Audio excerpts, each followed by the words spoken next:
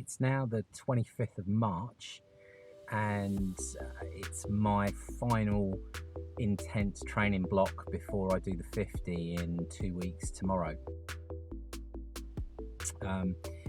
With Mother's Day, it's made me think differently about training, because I need to go off plan. Otherwise, because of commitments on the Saturday, I'm not going to be able to put in a 5 to 6 hour run on Sunday.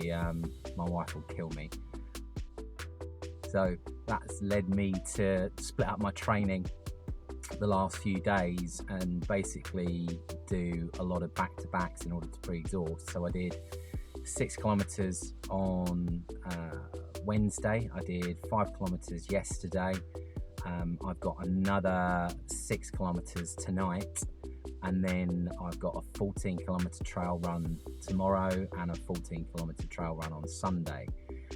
All in all, that will put me to about 55k spread over a few days, but also allowing me to train to be able to run on tired legs, which I need to do. And that's got me thinking to recovery and supplementation. Obviously, I'm still coming back from injury and the clock's ticking, but I'm going to be, once I've got Sunday out of the way, I'm going to be going into a 2-week taper and really cutting all of my mileage in half next week, and then having an entire week no running, just to let the niggles heal up that are starting to creep in, let the tired muscles recover. It's something that I've been thinking a lot about, and the recovery aspect is really important. So while I've done all of my running fasted up until now, tomorrow's 14 and Sunday's 14 I'm actually going to do with some electrolyte supplement to actually run with calories for a change. So I'm going to just test the difference in how my body feels once I've put a little bit of fuel into it. I'm not going to shift much weight now between now and the 50. So for me, as long as I don't go crazy with food in those 2 weeks, then I should be holding just under 100k, which is kind of where I'm at now. I'm about 99, just a shade over 99. The big thing is the accumulating tiredness. So after every run now, I'm taking a 0 sugar, 0 carb whey protein immediately when I finish all of my running now, just to use that what's called a metabolic window to really be able to process food and use it for repair and recovery. So what with that and eating within the hour's window straight after, that should help me recover a bit quicker, as well as going through a cool down and stretch off routine. That's something that's been helping me the last couple of days where I'm running successively, and just helping those muscles not stiffen up too much, and also taking time to warm up the following day. Rather than opening the door and heading straight into a run, I'm doing a bit of walking warm up and leg swings and so forth in order to activate things like my hip flexors and my glutes, which I'm under orders from the physio to do. And if she's watching, I am doing them, honest. Hello again. Yeah, it's now Monday the 28th of March. I have 11 days and 12 days until I do my first of my ultra challenges, which is 50k. This weekend was the end of a fairly troublesome training block.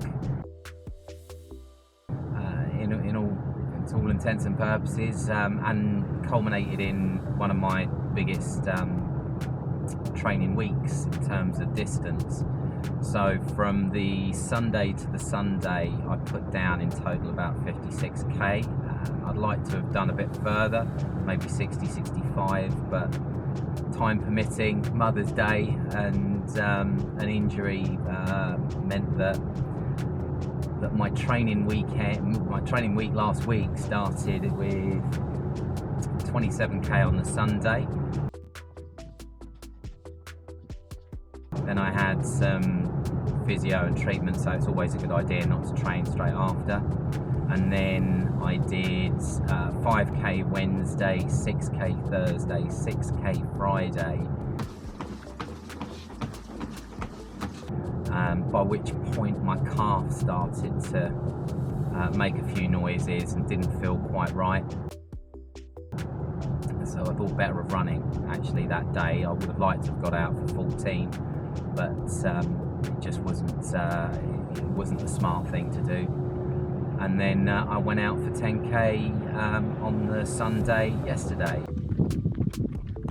So, you know, it's my legs actually generally felt good. My stamina felt good. All the runs all felt quite easy. It was the most amount of running as well, consistently, without any walking. Didn't push myself too hard. I know now I'm in my recovery before the first challenge, before that 50, and yeah, I'm feeling all right about it.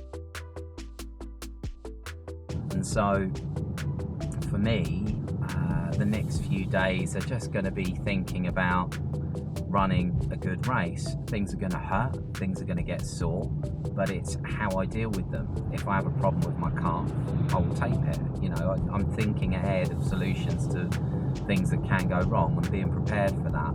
But moreover, just focusing on the key stages of the challenge and all the things that can go right. If you can start to visualize that, then you're halfway there, because these things they're challenges of the mind as much as they're challenges of the body.